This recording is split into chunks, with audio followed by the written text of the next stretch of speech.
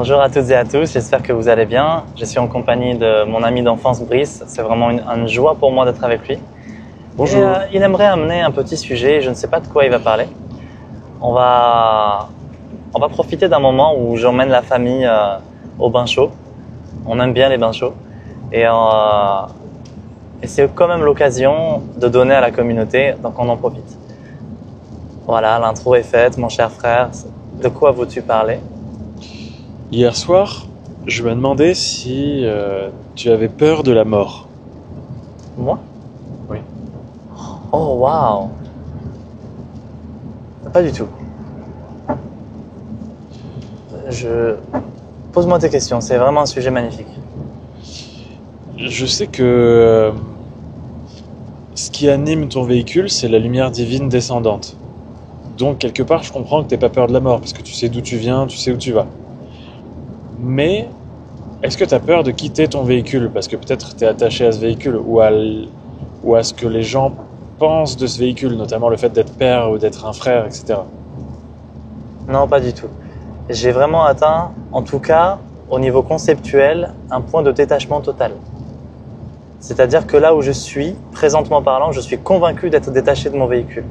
Si jamais j'étais dans un accident où ma main était amenée à être coupée dans un déchirement des plus brutals, peut-être que là je vivrais un attachement soudain que je ne peux pas anticiper. Ok, mais à l'heure où je te parle, je suis parfaitement détaché de mon corps, de ses altérations, transformations. Ça fait 17 ans que je médite 4 heures par jour et en plus Mahavatar Babaji descend en moi pour me parler. Donc je suis dans un plan de conscience où mon véhicule est clairement perçu comme un outil pour le soi divin. Et c'est quelque chose de concret dans mon esprit. C'est pas quelque chose que j'ai pu lire et ensuite apprécier pour ensuite en faire une vérité. C'est quelque chose que j'ai découvert sans faire exprès. La nature de l'état de véhicule, par le fait d'avoir vécu des expériences transformatives dans d'autres plans et dans d'autres dimensions. Tu vois ? Ouais. Et de par les informations que tu as à travers la lumière divine qui t'habite, est-ce que tu sais un peu quelles vont être les conditions de ta mort ou pas du tout ? C'est-à-dire, quelle est la date de mon point de départ ? Ou voilà est la raison de ton point de départ. En fait, pour l'Esprit Saint, c'est pas une date qui est fixée en termes de... selon un calendrier humain. Par exemple, le 22 avril 2038. Ok. Ça marche pas comme ça. L'Esprit divin voit tous les temps, tous les présents, tous les futurs simultanément. C'est comme un maxi-ordinateur qui peut analyser tous les potentiels et toutes les séquences. Pour lui, il est déjà en train de voir le moment parfait de ma mort. Et on peut en parler. Il le connaît parfaitement. Mais le moment parfait de la mort va intervenir lorsque j'aurai accompli mon contrat d'âme. Un serviteur du Dharma, c'est pas n'importe qui. Ça veut dire quoi n'importe qui ? C'est pas une phrase d'ego. C'est quelqu'un déjà qui n'a pas la possibilité de faire des choix personnels comme il veut. C'est pas quelqu'un qui peut s'autodétruire. C'est pas quelqu'un qui peut perdre du temps pour de la courtoisie ou... Disons que les espaces de courtoisie et de plaisance sont prévus dans son contrat d'âme par le Saint-Père qui travaille. J'ai volontairement demandé à perdre mon libre arbitre parce que j'ai observé que mon libre arbitre, à chaque fois que j'en usais personnellement, je me faisais mal.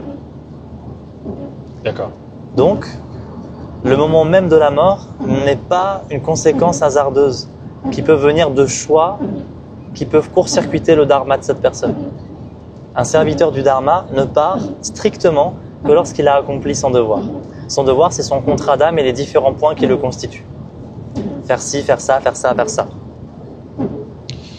Et si la mission de ton dharma devait tenir en une phrase, quelle serait-elle ? Accomplir la volonté de mon père. Alors, c'est vraiment peut-être une réponse piège, mais c'est ce qui me vient. Et si la volonté de ton père pouvait tenir en une seule phrase, quelle serait-elle ?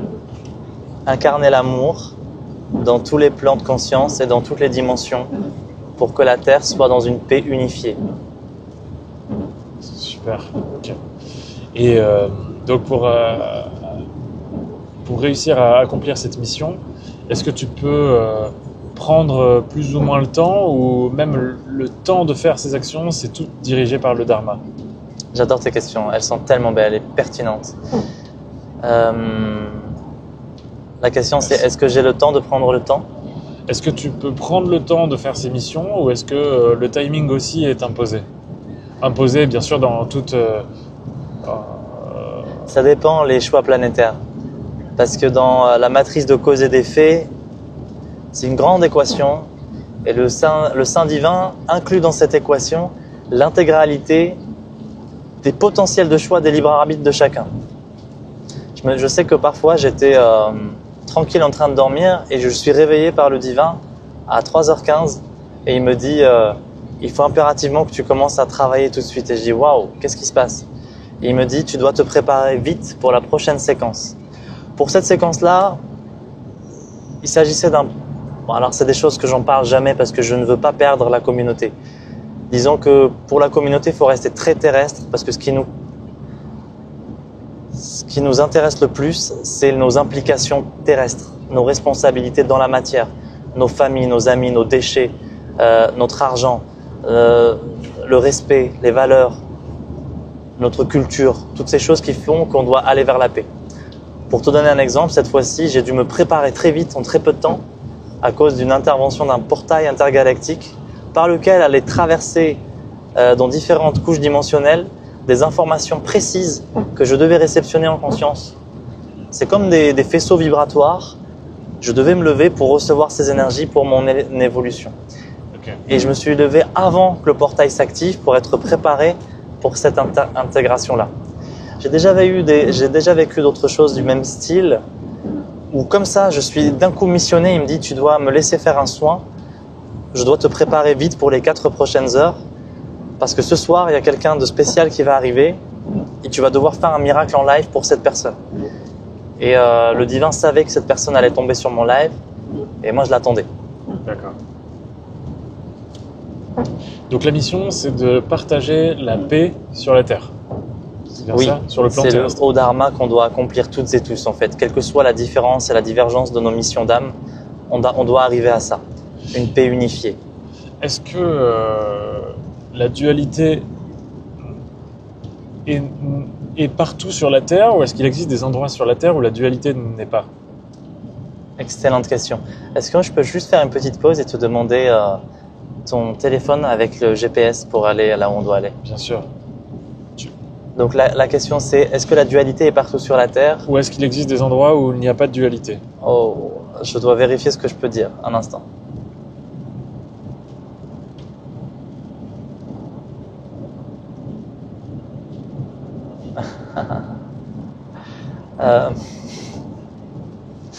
C'est une question extrêmement difficile. Pour couper court à tout un tas d'ouvertures qui seraient, selon moi, inintéressantes, je vais te répondre en te disant la dualité est partout sur la Terre. Est-ce que la dualité, c'est celle Caliceo Soleil, c'est ça? C'est ça, ouais. Okay. Est-ce que la dualité implique un équilibre du yin et du yang? Est-ce que la dualité, oui, est-ce que la dualité implique forcément 50-50 de noir et 50-50 de blanc?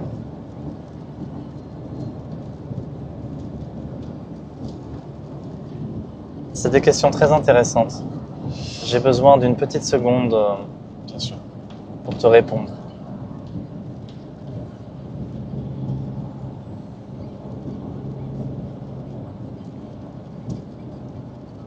Dans un plan basique simple, la réponse est oui. Mais quand on va dans la profondeur de la vérité,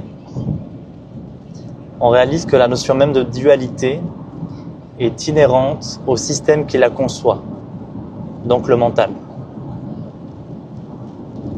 humain, son paramétrage. Parce qu'étant donné que tu perçois tout avec ton mental,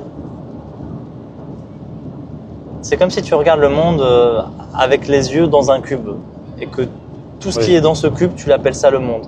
Oui. Et au sein même de ce cube, tu vas percevoir des forces contraires et un équilibre des forces. Mais est-ce qu'en dehors de ce cube, c'est duel? Ou est-ce qu'il existe d'autres cubes différents qui perçoivent différemment? Oui. Et qu'est-ce qui se passe si tu as d'autres sens? Ce qu'on pourrait dire de base, c'est que la dualité, sur le plan observable, avec notre matrice conceptuelle, avec notre mental, avec ce cube, cette boîte, on observe qu'elle est directement en lien avec la notion d'électromagnétisme. Un pôle électrique, un pôle magnétique, une dualité non séparatiste mais complémentaire. Et juste si on va dans d'autres dimensions plus élevées où l'électromagnétisme n'est plus en lien, on pourrait plus vraiment parler de dualité. Ok. Attends, il y a encore autre chose?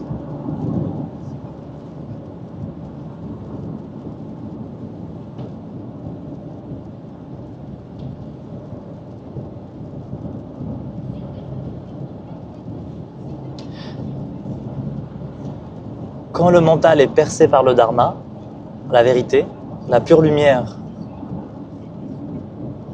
il réalise que la vie n'est pas duelle et qu'elle ne l'a jamais été. Parce qu'au sein du divin, tu peux imaginer le royaume pur, un royaume de lumière pure. Il n'y a pas un gramme de dualité dedans. Parce qu'il n'y a pas un gramme d'adharma, il n'y a pas un gramme d'ombre, il n'y a pas un gramme d'état qui ne va pas.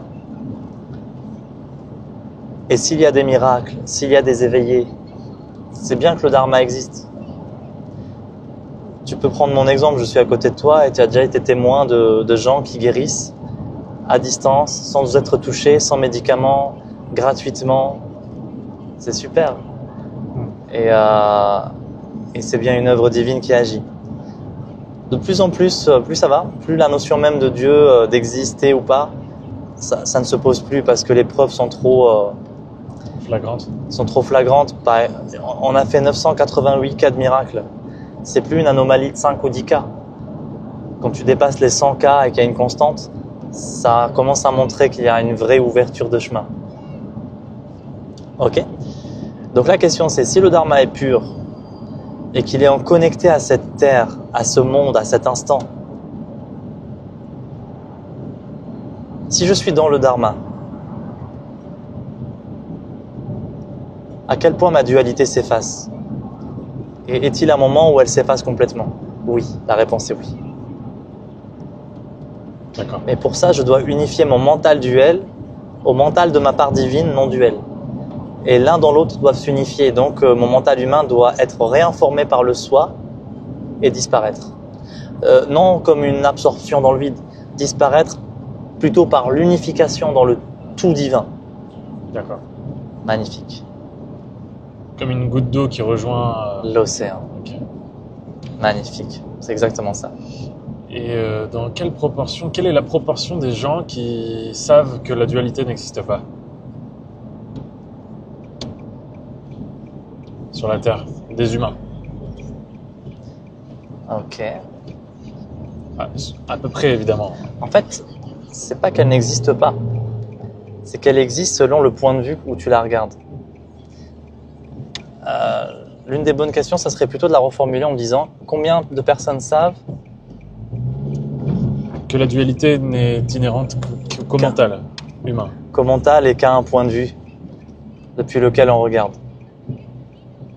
Alors, quelle est la proportion des gens qui réalisent ça sur la Terre? Je ne sais pas. 1%, moins d'1%, environ? Oh, bien moins d'1%. Je dirais 5 pour 1 million. Ok. Alors admettons que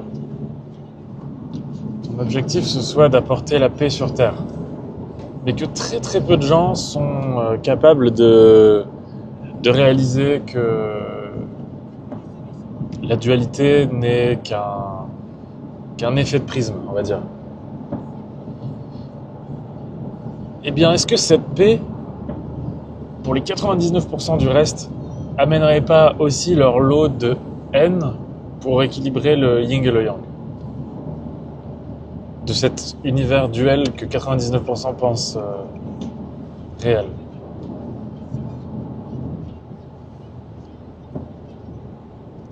Dieu a le temps. Le dharma peut s'installer en quelques milliers d'années. Nous, on est comme des dessins sur le sable qui s'effacent. Mon objectif est d'atteindre des millions d'âmes et de les aider. Mais je n'ai pas le temps d'accomplir la paix universelle sur Terre. Parce qu'elle suppose une éducation profonde de chaque homme et de chaque femme. Et cette éducation profonde, elle implique des enseignements sur la dualité et la non-dualité. Oui. Mais c'est même pas l'essentiel, parce que ça, c'est des questions intéressantes sur le plan philosophique.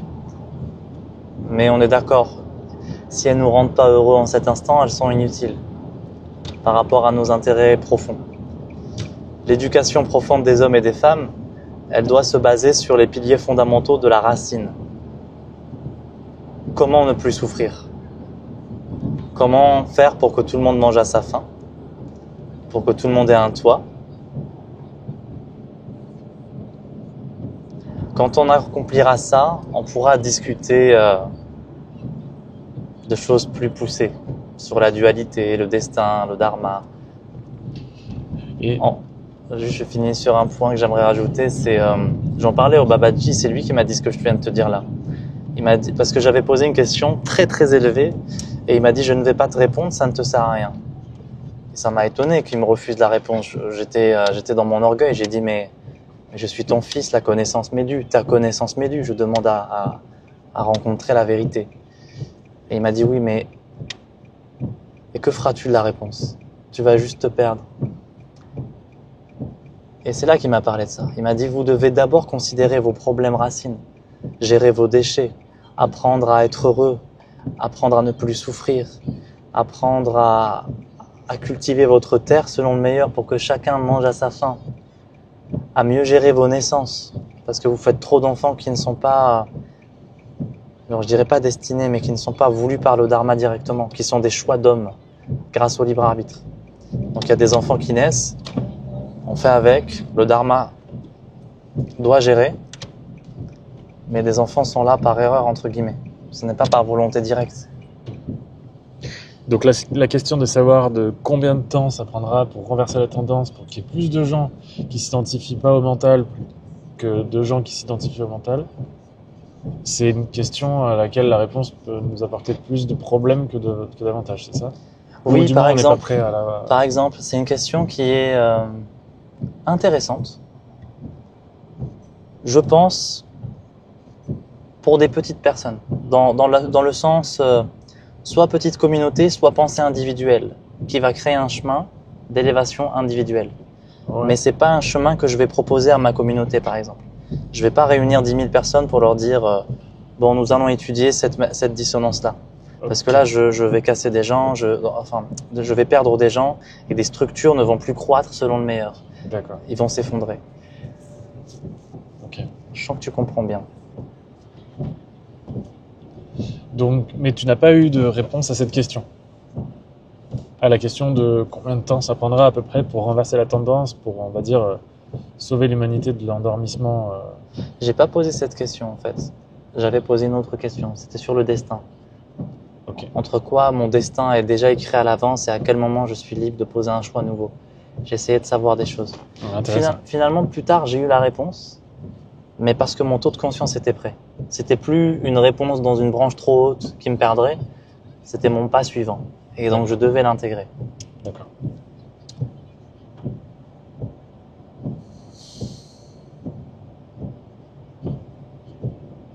Alors, j'invite tous ceux qui regardent la vidéo à respirer un peu. Inspire profond et lumineux. La vibration est élevée, même si tu regardes ça dans ta temporalité à toi. Sois béni.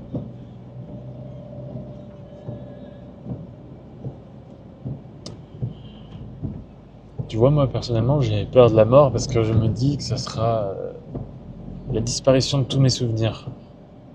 Ah, Et j'aime tellement mes souvenirs, j'ai tellement de beaux souvenirs, tu vois. waouh.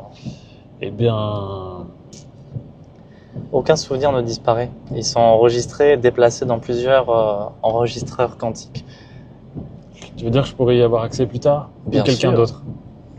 Tu y auras accès en tant que ton vrai toi. Mon soi divin. Ouais. Qui lui enregistre toutes les informations. Il doit avoir des sacrés paquets de méga ordinateurs. C'est Infini. oh, Wow. c'est mathématiquement incommensurable.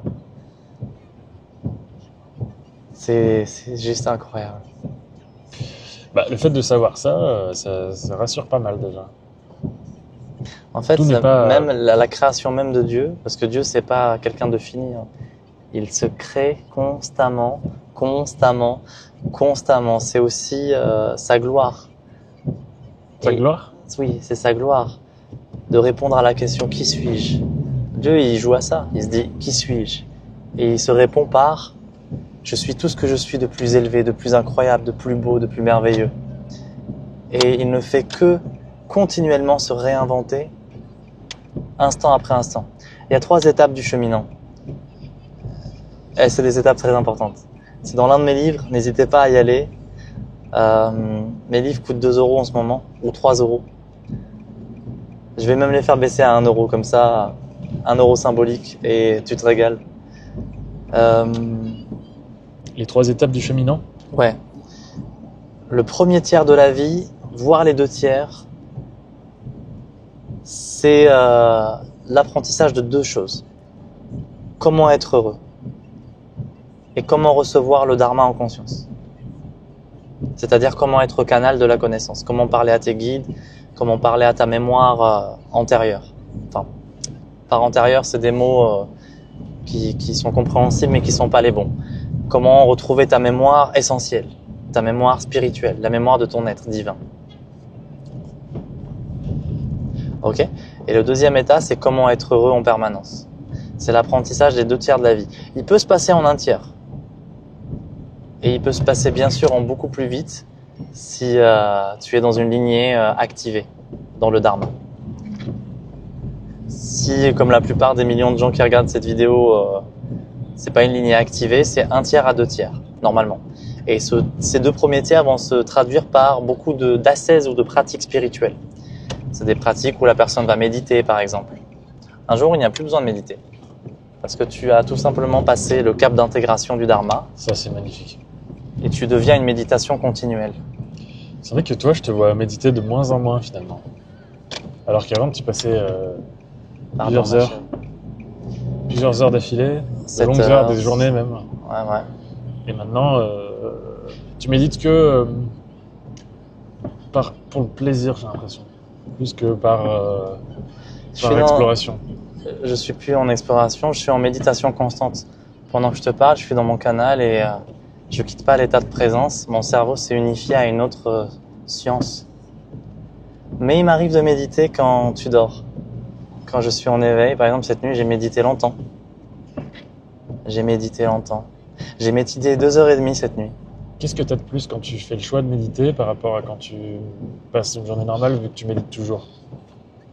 Attends, j'ai fait une erreur. Pardon, j'ai géré une situation de conduite. Tu viens me reposer ta question? Un carrefour à l'indonésienne. Carrefour, merci. Qu'est-ce qui est la différence entre le fait que Qu'est-ce qui est différent maintenant quand tu médites par rapport au reste de la journée où, comme tu le dis, t'es rentré en méditation constante? Ah oui. Quelle est la différence maintenant qu'il y a un état d'unification? Quand tu fais le choix de méditer activement. La profondeur de mon plaisir à être connecté à moi-même. C'est comme s'il y a un confort intérieur, comme si je me glisse dans un baume laiteux et nourrissant au cœur du dharma avec mes pères et mes maîtres de lumière qui viennent juste m'aimer. Et ensuite, après je reçois des instructions. Ça dépend, tu vois. Des fois, c'est des méditations où je dois simplement me mettre en point zéro et intégrer le divin dans un silence parfait. C'est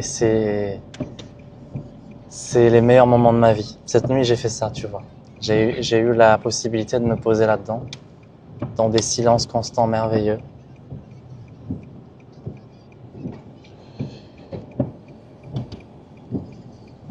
Dans tous les cas, maintenant, il y a un état d'obéissance à l'instruction de l'instant, tu vois. Que ce soit en méditation silencieuse ou ou en méditation active, enfin par active, je veux dire en action dans l'instant. Dans les deux cas, maintenant, je suis obligé juste d'obéir au dharma qui m'est demandé. Et c'est ma grande joie, ma plus profonde joie, parce que tout ce qui m'est demandé est uniquement ce qui me fait jouir. Ce qu'il faut savoir, en fait, c'est que avant de venir sur Terre, on signe un contrat où on se rappelle ce qu'il faudrait faire. Moi, je vais m'engager à faire ça et ça et ça et ça. Après, chaque contrat est différent. Il y a des contrats qui sont, entre guillemets, obligatoires. C'est-à-dire la personne, au niveau de son libre arbitre, il est très limité et elle va réussir coûte que coûte. Ma chérie, tu veux bien baisser un petit peu le son derrière, comme je te l'ai demandé? Alors que d'autres ont plus de marge et ils peuvent échouer. Quoi qu'il en soit,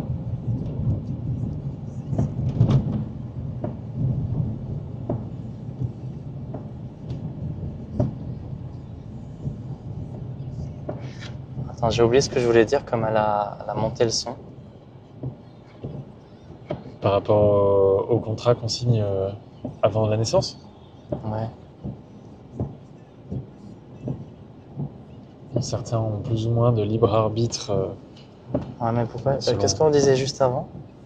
Juste avant ce point, tu te rappelles?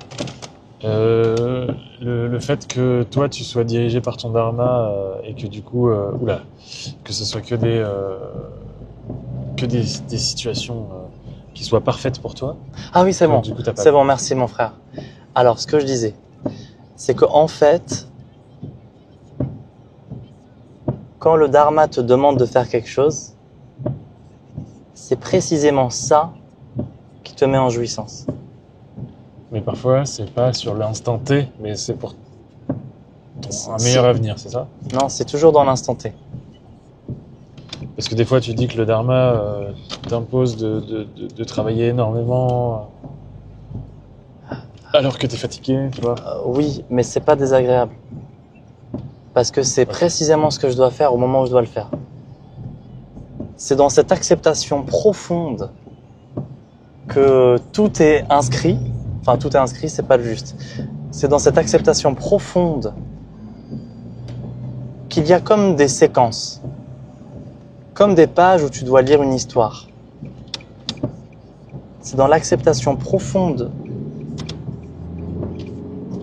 Par exemple, à un moment donné, on était en train de travailler et d'un coup, Babaji a dit « Mon fils, tu dois te reposer ». Et il m'a même dit « Tu dois te reposer et regarder un dessin animé ». Donc, dans son plan parfait, c'était le moment du repos. Et dans ce cas-là, moi, j'ai juste à complètement me dilater dans le repos. Parce que je sais que j'ai que ça à faire. Je suis très monotache avec mon père. Il me dit tu fais ça et je vais directement dans le repos selon le meilleur. D'accord.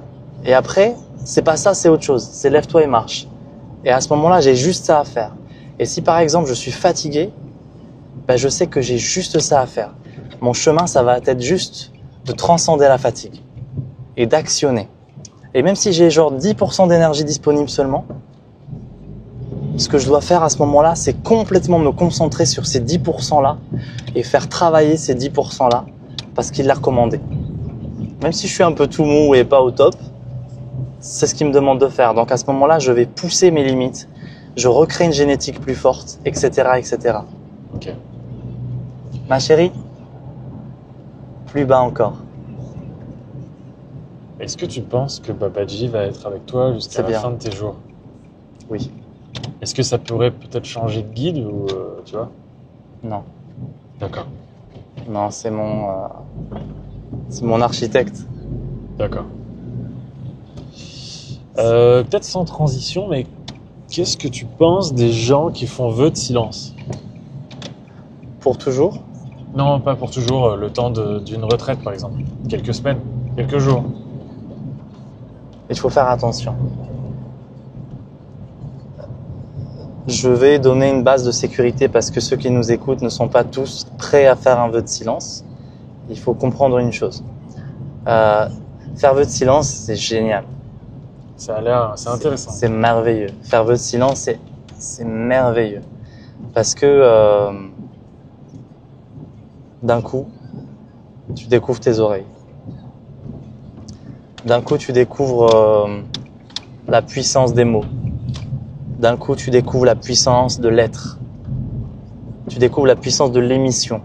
Tout ce qui est en toi se met à vibrer et jaillit dehors. Et quand tu ne peux pas parler, ce qui a envie de jaillir est encore plus fort. Et donc, tu découvres vraiment une puissance intérieure de manifestation. Tu découvres que chaque pensée, que chaque intention te fait vivre quelque chose d'intense et te construit. Et certaines personnes arrivent même du coup à devenir maîtres de ce processus et se construire selon des volontés très élevées, parce qu'ils ont maîtrisé le silence. Ok. Mais certaines personnes ne sont pas du tout prêtes à faire vœu de silence et elles vont essayer de faire ça pour vivre une expérience. Ça reste intéressant. Ça reste intéressant. Mais malheureusement, ils ont peu de vocabulaire sur les mécanismes intérieurs. Et du coup, parfois, ils vont se rencontrer ils vont se blesser. Parce que quand tu fais vœu de silence, tu te rencontres en toi-même. Tu fais face à toi-même d'un coup. Tu es d'un coup avec toi-même.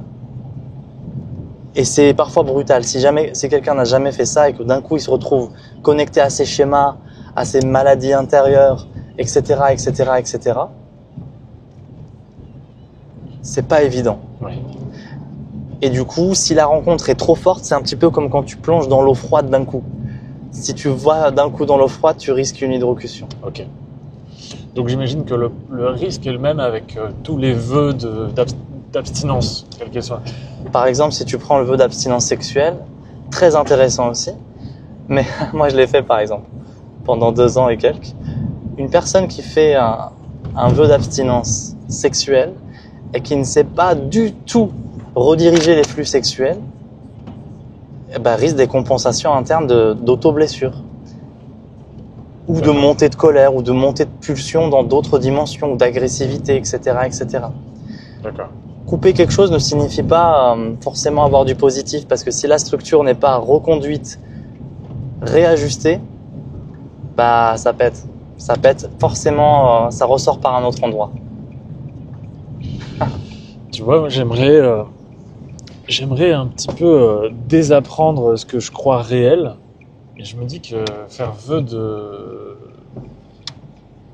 faire vœu d'abstinence de vue, tu vois, je sais pas comment on peut dire. Des yeux? Ouais, voilà. Ça pourrait me faire du bien, mais je me confronterais peut-être à péter des câbles, quoi. Je sais pas. Alors, ce que tu peux faire, c'est essayer.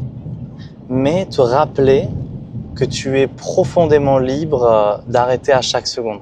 Parce que le problème de ces chemins-là, c'est à quel moment tu dis stop. Ouais. Et comme c'est pas défini par avance, tu vas rencontrer des zones intérieures très très très tumultueuses où il va y avoir juste une question j'arrête ou j'arrête pas, j'arrête ou j'arrête pas, et ça va tourner en boucle. Donc moi, mon conseil pour les personnes qui vont là-dedans, ça va être simplement de faire un paramétrage clair de ce que tu acceptes de te faire vivre et à quel moment. En amont. Oui, en amont. Pour ne pas avoir de questions difficiles à gérer. Et au contraire, aller directement droit au but. Tu peux par exemple te dire, si je rencontre trop d'épisodes traumatiques dans ma vie où l'état de souffrance est beaucoup trop fort, tu t'en donnes 5 ou 6 ou 7 et tu vois si tu arrives à le gérer ou pas. Et tu te dis, bon, si au bout de 3 chocs internes, j'arrive plus à gérer le chemin, j'arrête. Choc interne, c'est-à-dire une espèce de crise, quoi. Ouais. Okay. Parce qu'en fait, ton système, quand tu fais ce genre de chemin, t'as vite fait de faire une crise. Mais en même temps, t'as vite fait de défaire la crise. Parce que ça dépend juste d'un paramétrage d'intention. Ok. Est-ce que ça t'est déjà arrivé de vivre un état de panique, quel qu'il soit, et te dire « Attends, en fait, c'est rien. Il suffit que je respire et de faire attention. » Et d'un coup, t'as maîtrisé ton truc. Oui. Ça m'est déjà arrivé sur des trucs faciles. Genre, par exemple, crise de froid. Ouais. Après, crise de trac ou crise de colère ou de violence. Je crois qu'à chaque fois, je me rendais compte que bien trop tard. Mais avec le froid, ça marche. Ok. Donc, tout le monde a déjà l'expérience de ça, même si l'épisode ne vient pas forcément. Tout le monde a déjà vécu un état où il a paniqué et ensuite il a dit attends, je peux le faire. Et à ce moment-là, d'un coup son système passe d'un état de panique à un état de maîtrise. La seule différence qu'il y a eu entre les deux, c'est une posture, une intention. Ouais. Dans le monde intérieur, c'est pareil. Mais alors là, il faut bien comprendre ce que je dis. Hein. On est avec toi qui fait une expérience de vivre une rencontre les yeux fermés. Oui. Si tu fais ça 1 heure, tu vas vivre des choses. Mais si tu fais ça 7 heures d'affilée, l'homme que tu es 7 heures plus tard, une simple intention va complètement agiter son être. Ah oui, bien sûr. Tu vois ce que je veux dire? Ouais. Donc si tu es comme ça pendant 45 heures, tu vas être vachement en contact avec la notion de comment se comporte ton système. Et une simple impulsion intentionnelle, tu vas la vivre. C'est génial. Enfin, C'est extraordinaire. J'ai vécu ça, moi. Potentiel incroyable. Faut s'accrocher, quoi. Faut s'accrocher. Par contre, si t'as pas peur et que tu te rappelles bien qu'à chaque seconde, tu peux arrêter et que tu es le maître de ton véhicule, tu vas Tenir plus longtemps. tenir plus longtemps et te donner l'occasion de rencontrer des choses incroyables. C'est vraiment super. Si tu fais ça, tu vas vraiment faire le chemin de l'éveillé, quoi. Le chemin de l'éveillé, quoi. Ça donne envie. Ok. Merci beaucoup pour toutes ces réponses. Avec tout mon amour, j'espère que vous avez passé un bon moment avec moi. N'hésitez pas si vous avez des questions. Et si j'ai le temps, j'y répondrai à chacun d'entre vous. Partagez la vidéo. Si le message vous touche, passe le mot, c'est toujours bien. Ça permet à d'autres de grandir avec nous. J'ai été super heureux. On a touché des sacrés sujets là encore. Ouais, c'est vrai. Merci Brice. Avec Brice, plaisir. si vous aimez ces questions, dites-le dans les commentaires. Moi, ça me régale de lire à quel point vous le kiffez. Allez la famille, je vous embrasse. Je vous invite comme toujours à aller sur le site ismaelguiri.com et de commander vos capsules de soins sur mon site parce qu'elles changeront vos vies. Actuellement et pour prochainement, toutes les formations qui sont à 120 ou 150 euros vont baisser à 10 ou 20 euros pour accessibiliser au maximum de personnes. Profitez-en. C'est sur ismaelguiri.com. Merci.